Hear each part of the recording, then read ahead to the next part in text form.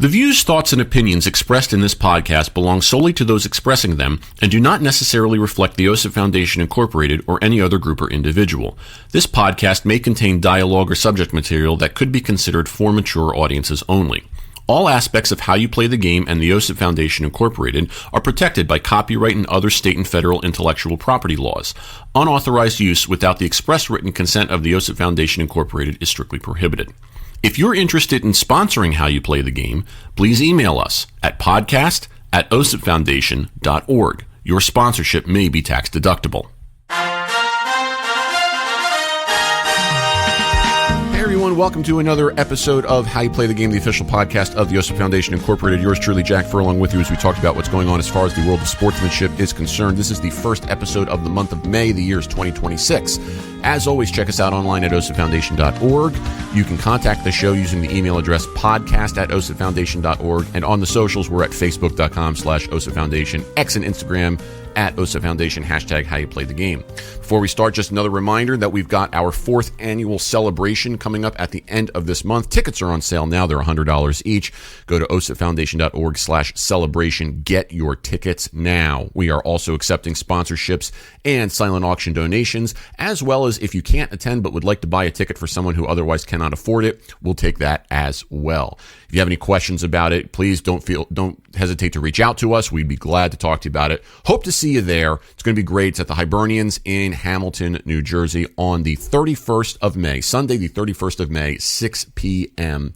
Our special award winner guests are Chris Conroy, our good friend, and Rush K. Hall of Sage Media Productions. Okay, so let's get into today's topic. So this article came across in the middle of April. And I didn't address it because it came out literally just as the last episode of the podcast came out.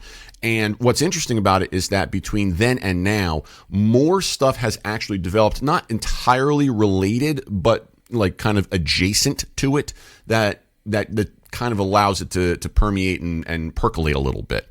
The topic in question here is a situation that occurred in Minneapolis when the Boston Red Sox were in town to play the Minnesota Twins.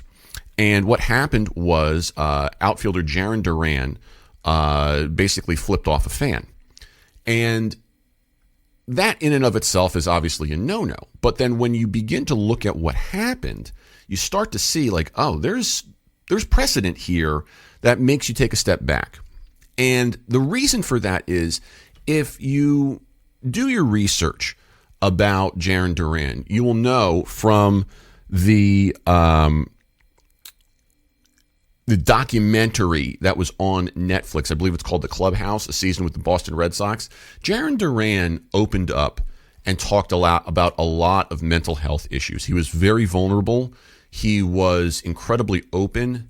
He talked about how he considered taking his own life at times. It takes a lot of courage to do that. And I really respect Jarren Duran for taking that stand. So when you fast forward to this situation here in Minneapolis, he's walking off the field, and what happens is a fan yells, go kill yourself, and he flipped the guy off. So in response to this, Duran said, to the media who asked, he goes, he said, I shouldn't react like that. He even said, quote, this is an ESPN article that I'm reading here. He says, quote, honestly, it's my fault for talking about mental health because I kind of brought in the haters. So I've just got to get used to it. And in that situation, I feel like I have to have empathy for Duran here. Should a ball player be flipping off a fan? No, he should not. But let's use a little common sense here. For someone who has talked about mental health the way that he has, and to then have a fan act that way, the fan should be banned from ballparks as far as I'm concerned. It's that simple. I feel like you just, again, I don't know how else to say it other than the dude was almost justified. I don't want to say he was completely justified in doing it because you don't want to make excuses for such behavior, especially in public, by a baseball player. But let's be real here, okay? If you have a history of mental health and you're a public figure and someone tells you in a public forum to go kill yourself, I understand why you react the way that you do. I'm not saying he should have done it. I understand. There's an old Chris Rock joke when he was talking about O.J. Simpson, where he says, "I'm not saying he should have killed her, but I understand." And if you're looking for where that was, I believe it was on his Bring the Pain special, and it was one of the funniest things in the world, and I kind of take that and I use that here. I'm not saying that he should have done this, but I understand. Okay? Fast forward a little bit, and we learned that the Red Sox fired their manager, Alex Cora, and gutted their coaching staff, essentially.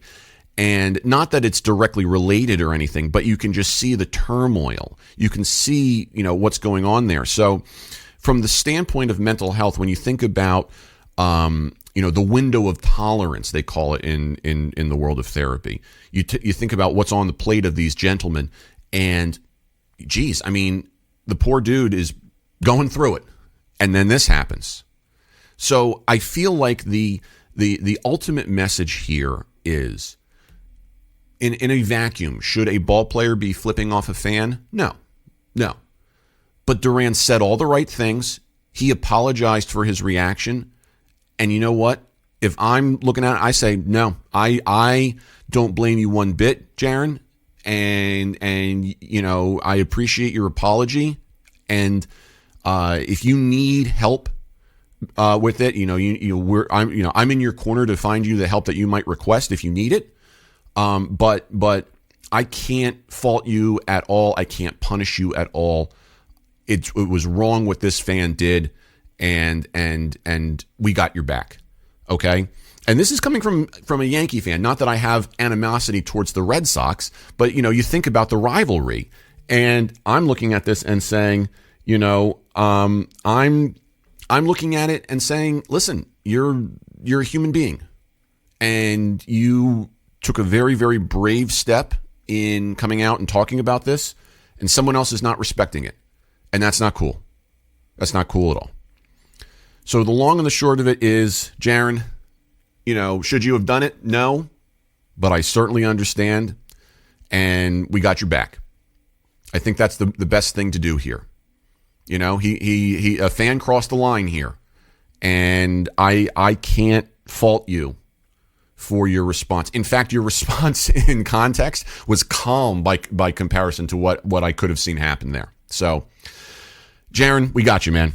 We got you. We feel for you, and we got you. So that's all for today. Thanks for joining us for this very, very short episode. Again, please make sure that you get your tickets to the celebration as soon as you can. It's going to be a great time.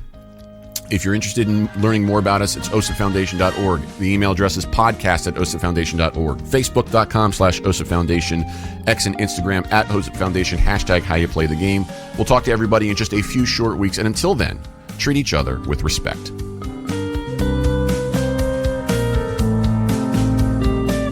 How You Play the Game is a production of the OSIP Foundation, Incorporated. The producer-engineer of this episode is Sean Ryan. Music by Soundspring Studio. The executive producer of How You Play the Game is Jack Furlong. For more information, visit osipfoundation.org.